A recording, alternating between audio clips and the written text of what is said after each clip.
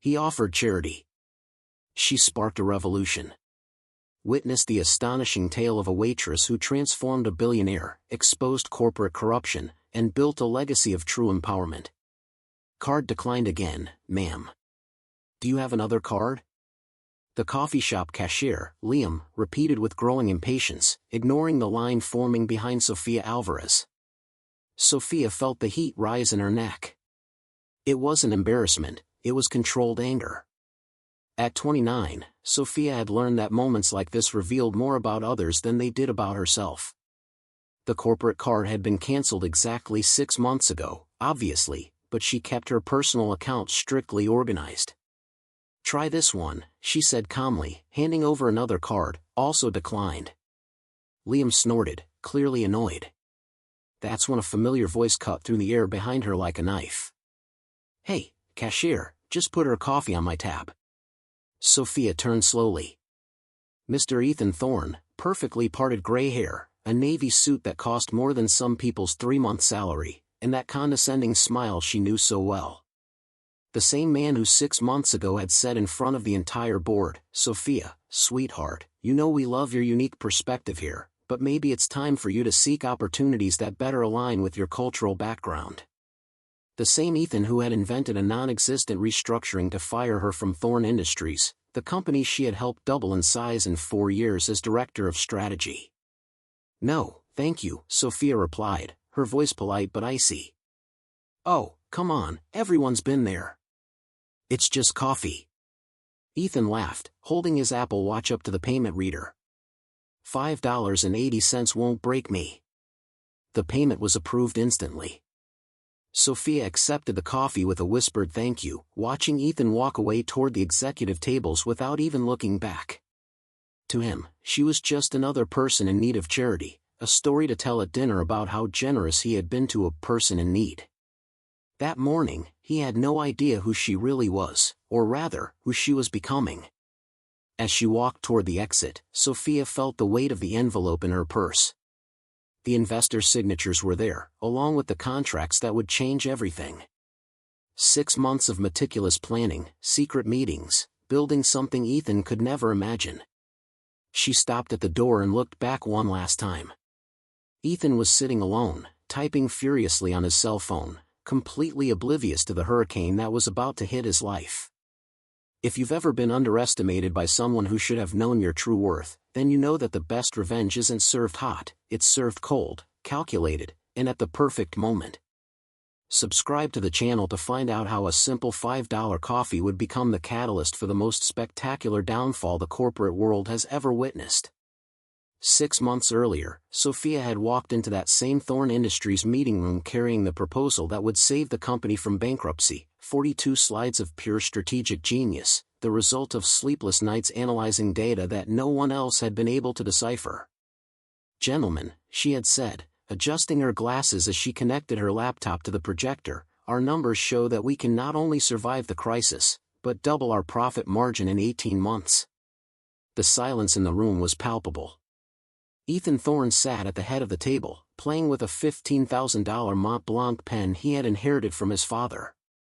Next to him were 5 other white executives in identical suits, all heirs to family fortunes.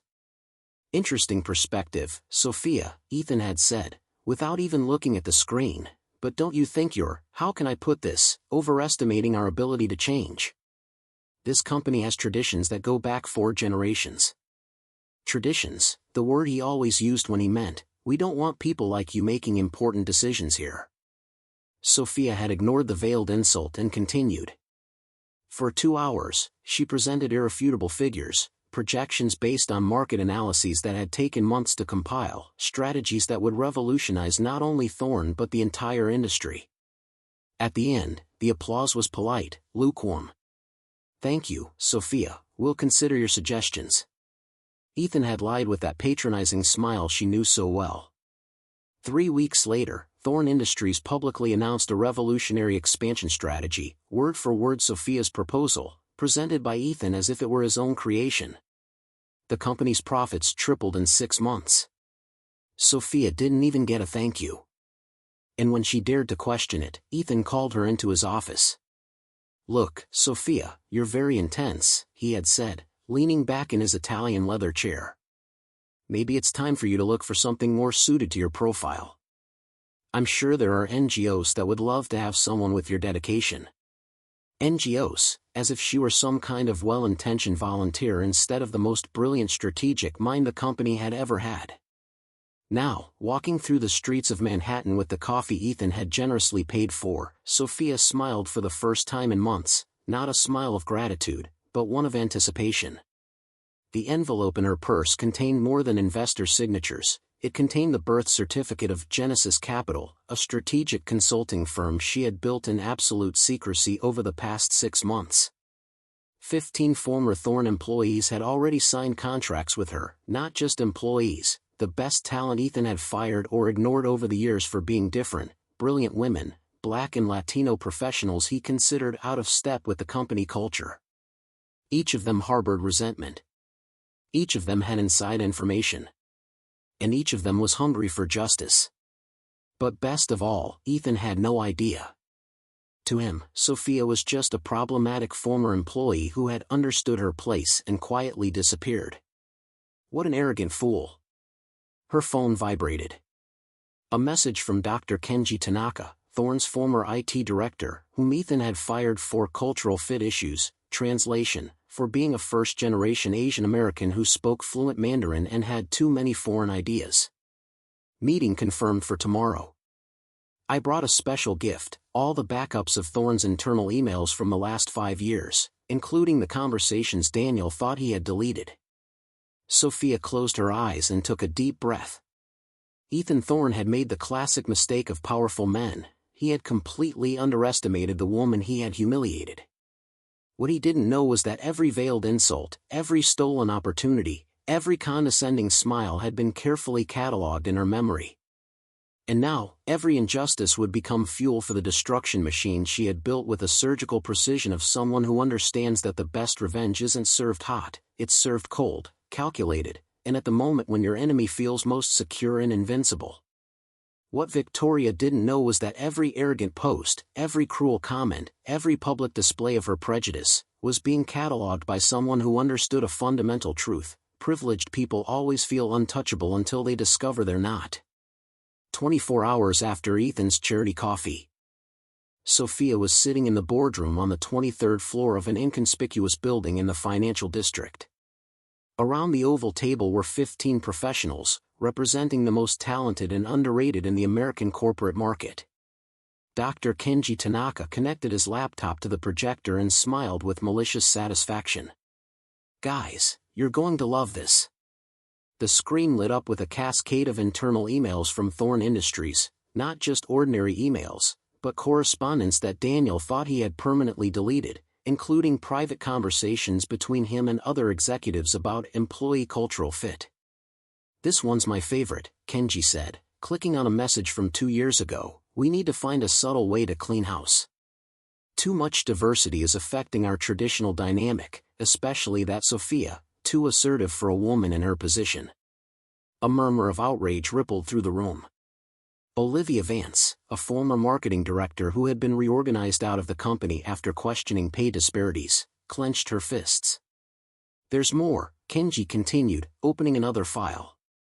Here he discusses specifically how to appropriate Sophia's ideas. "Her strategy is brilliant, but we can't let someone, let's say, non-traditional, take credit for saving the company. I'll present it as my own." Chloe remained calm, but her eyes shone with an intensity that made some colleagues realize they were witnessing something much bigger than a simple business meeting. "This is just the appetizer," she said calmly. "Kenji, show them what we found about the government contracts." The next revelation was devastating. Ethan had systematically lied on bids for federal contracts, inflating diversity numbers at the company by using contract and temporary employees to mask the reality that 92% of Thorne's leadership was white men from privileged families. "Federal fraud," whispered David Park, a former legal counsel. "That could result in jail time." "It can, and it will," Sophia replied with a smile that didn't reach her eyes. "But first, let's play a little game." She stood up and walked to the window, watching the movement of the streets below. Do you know what the dumbest mistake Ethan made yesterday? Everyone looked at her curiously. He paid me for a $5.80 cup of coffee. She laughed softly. A man who stole my idea, who made millions off my work, who fired me out of pure prejudice, thought he was being generous by paying for my coffee. Olivia shook her head in disbelief. This man's audacity knows no bounds.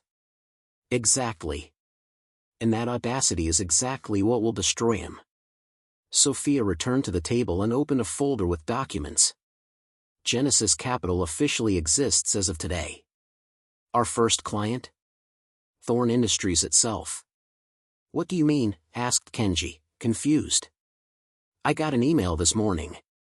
Sophia connected her phone to the projector.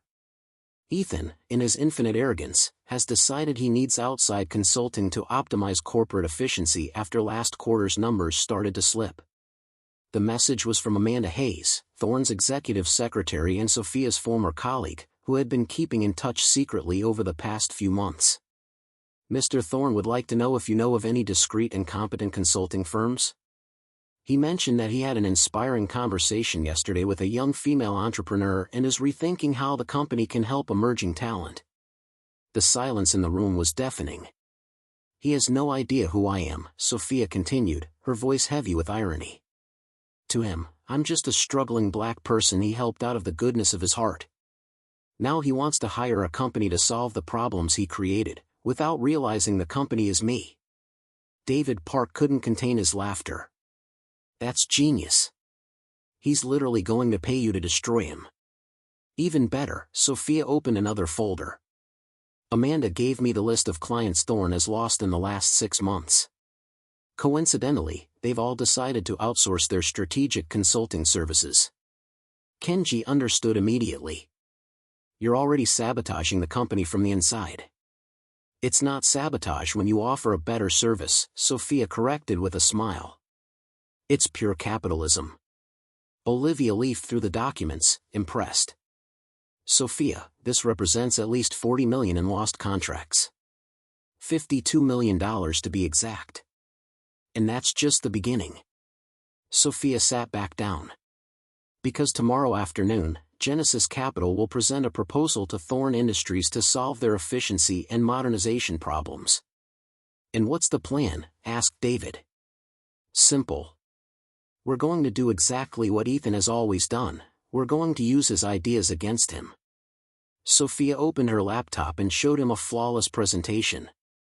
For 6 months, Amanda has been feeding me all the company's internal strategies, every plan, every decision, every move Ethan considers genius.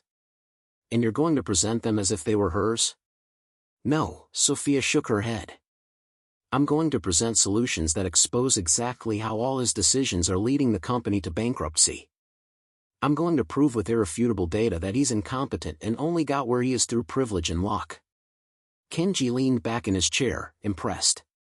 And he's going to pay you to humiliate him publicly, in front of the entire board of directors, in front of investors, in front of the trade media he himself will invite to show how he's innovating by hiring outside consultants. Sophia's phone vibrated. A message from Amanda, meeting confirmed for tomorrow at 3 p.m. Mr. Thorne wants the entire board present. He said it will be a milestone in the company's history. Sophia showed the message to everyone, and the smile that spread across the room was one of pure anticipation. A milestone indeed, she said quietly, just not the way he thinks. While her colleagues discussed the final details of the operation, Sophia looked out the window once more. Ethan was probably congratulating himself on his good deed from the day before, unaware that he had just accelerated his own destruction. Because what men like Ethan Thorne never understood was that underestimating a brilliant black woman wasn't just prejudice, it was professional suicide. And tomorrow, in a boardroom full of people who had always doubted her potential, Sophia would finally show them the true meaning of the word adequate. The question hanging in the air wasn't whether Daniel would survive what was coming, it was whether there would be anything left of his career after the storm passed. 3 o'clock sharp. Sophia entered the Thorne Industries boardroom, carrying a leather briefcase and a smile that revealed absolutely nothing of the hurricane that was about to descend upon that place. Ethan Thorne sat at the head of the table, beaming with satisfaction. At his side were 12 company executives and 3 business journalists whom he had personally invited to document his innovation in corporate management. "Everyone, I'd like to introduce Sophia Hayes, CEO of Genesis Capital," Ethan announced, with his chest puffed out. "A talented young entrepreneur whom I had the pleasure of meeting yesterday, and who will help us revolutionize our operational efficiency." Sophia nodded politely and connected her laptop to the projector. "Thank you, Ethan. It's a pleasure to be here to solve Thorne Industries' problems." "Solve problems?" Ethan laughed. "Well, maybe that's a strong word. Let's say, optimize." "No, Ethan. Solve problems." Sophia clicked on the first slide. "Because after analyzing your internal data, I can say with absolute certainty that this company is less than 6 months away from total bankruptcy." Ethan's smile froze. Some executives shifted uncomfortably in their chairs. "Let's start with the basics," Sophia continued, her voice calm and professional. "In the last 18 months, Thorne has lost $52 million in contracts that were considered guaranteed. Would anyone here be able to explain why?" Total silence. "No? Then let me clarify." She clicked to the next slide, showing an audio recording. "This is a recorded conversation between Mr. Thorne and a potential client 4 months ago." Ethan's voice echoed through the speakers. "Look, between us, we know that our team doesn't have the same diversity as other companies, but that means we have less drama and more focus on the job at hand." Ethan paled. "How did you get this recording?" "Oh, Ethan, did you really think you could fire 15 talented people without any of them keeping evidence of the real reasons?" Sophia smiled coldly. "Next question. Does anyone here know why major corporate clients canceled contracts in the same week?" One of the journalists began taking notes furiously. Sophia clicked again. The screen showed a series of internal emails with the prejudiced messages Kenji Tanaka had recovered. "We need to find a subtle way to clean up the department. Too much diversity is affecting our traditional dynamics," she read aloud.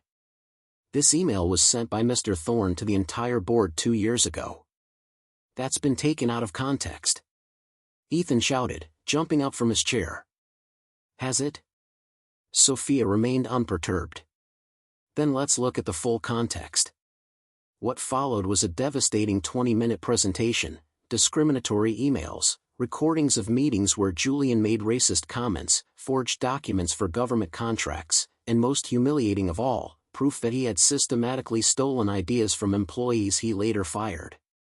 "And here we come to the crux of the matter," Sophia said, showing him the strategic proposal she had created 2 years earlier.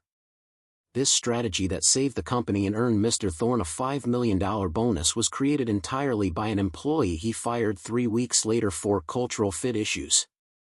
Ethan was visibly sweating now. Who are you?" Sophia finally smiled. It was a smile that carried 2 years of humiliation, 6 months of meticulous planning, and the sweet taste of justice finally being served. "I am Sophia Hayes, former director of strategy at this company. The same person you fired for being too assertive for a woman in her position. The same person you bought coffee for yesterday, thinking you were doing charity work." The silence in the room was deafening. Ethan leaned on the table, his legs clearly shaking. "But the most interesting part of our story," Sophia continued, "is that in the last 6 months, 15 talented former employees you fired out of prejudice have started their own companies. And do you know who their main clients are?" She clicked on the final slide, an impressive list of companies and contracts now belonging to the network of professionals Daniel had discarded. The total value of the business that has migrated to our network?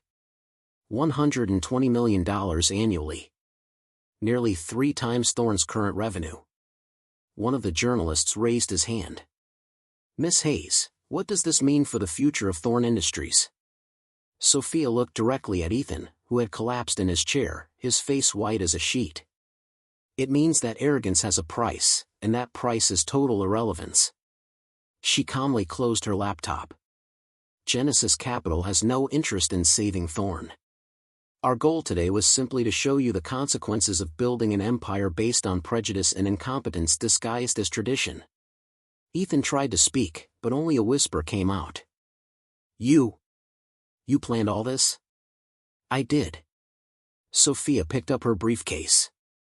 Every humiliation you put me through, every opportunity you stole, every condescending smile was carefully catalogued and turned into fuel for this moment. The executives looked at each other, clearly realizing that they were witnessing not only the end of a company but the complete destruction of a man who had confused privilege with competence for too long. Oh, and Ethan, Sophia stopped at the door. Thanks for the coffee yesterday. It was the most expensive $5.80 of your life. As she left, the sound of cell phones ringing simultaneously echoed through the room. Investors, clients, and partners who had watched the live broadcast, courtesy of one of the journalists present, were already canceling contracts and withdrawing financial contributions. Ethan Thorne, the man who had built an empire on the talent of others, now watched that same empire crumble in real time. And it all started with a simple act of charity, paying for a woman's coffee whom he should never have underestimated. But one question remained that would make all the difference: would Daniel be able to pick himself up from this devastating fall, or had his arrogance dug a hole too deep for any chance at redemption?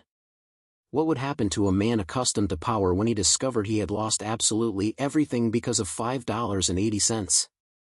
18 months later, Sophia sat in her new penthouse office in the heart of Manhattan, taking in the panoramic view of the city through the floor-to-ceiling windows. Genesis Capital had become the most respected strategic consulting firm on the East Coast, with annual revenues of $230 million. Ms. Hayes, Forbes is here for the cover interview, her assistant announced over the intercom. Sophia smiled. The magazine had chosen her as CEO of the Year, the first black woman to receive the title in 15 years. The headline would read, "How an Unfair Firing Created a $200 million Empire." Meanwhile, across town, Ethan Thorne sat in a one-bedroom apartment in Queens, typing his resume on a used laptop he had bought on eBay. Thorne Industries had gone completely bankrupt 8 months after Sophia's presentation. Investors withdrew $400 million in funding, major clients canceled billion-dollar contracts, and a federal fraud investigation resulted in fines that consumed the company's last remaining assets. Ethan had lost everything: the Connecticut mansion, the yacht, the bank accounts, all seized to pay debts and fines. His wife filed for divorce and took half of what was left. His children, embarrassed by the public scandal, changed their last name.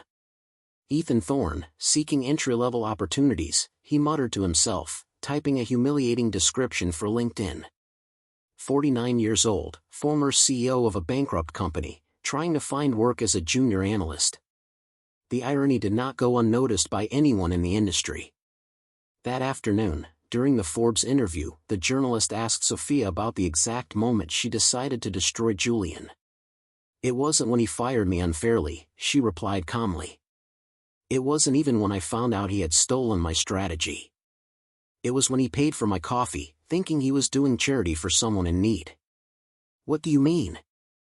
That gesture revealed exactly who he was, a man who confused privilege with superiority, who genuinely believed that paying $5.80 was saving someone less fortunate. Sophia paused, choosing her words carefully. "He didn't see me as an equal who was temporarily struggling. He saw me as someone who was naturally inferior and deserved his pity." 3 weeks later, the magazine hit the newsstands. The cover photo showed Camila in her office with a headline in bold letters, "The $5 Revenge That Cost an Empire."